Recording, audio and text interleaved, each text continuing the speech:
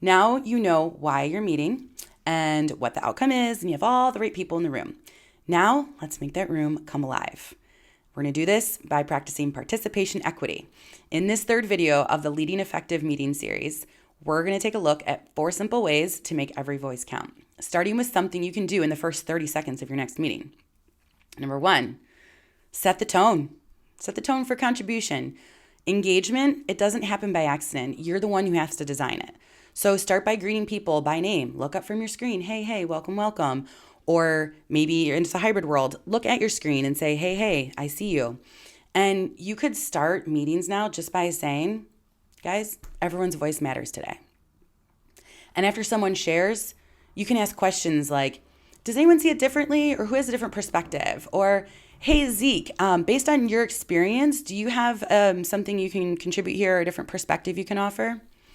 This type of questioning keeps people engaged, knowing that they might be called in, and it creates space for meaningful insight and impact.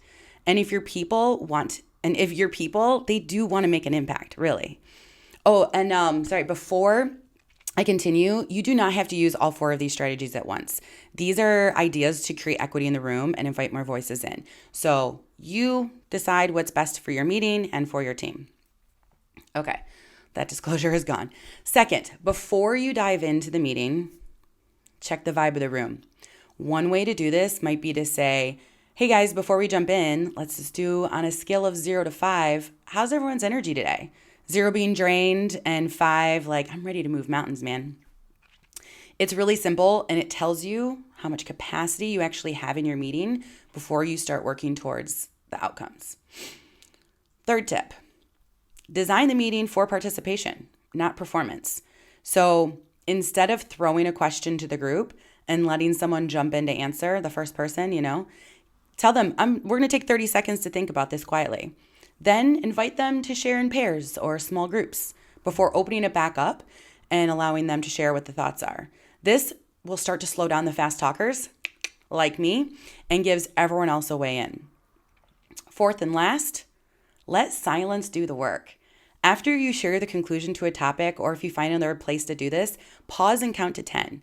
I know it feels awkward, it always does, but you will see that's where real reflection and insight can show up, because someone, after they heard that and thought for 10 seconds, might have something else they want to say.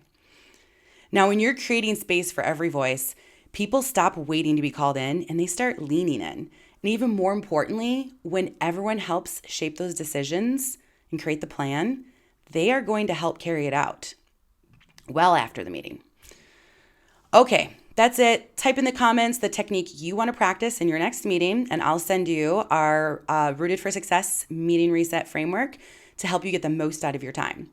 And if you haven't seen the full video where I outline all 5 strategies to make meetings more effective, or the first 2 parts of this series, go ahead and look in the description. I've linked them below.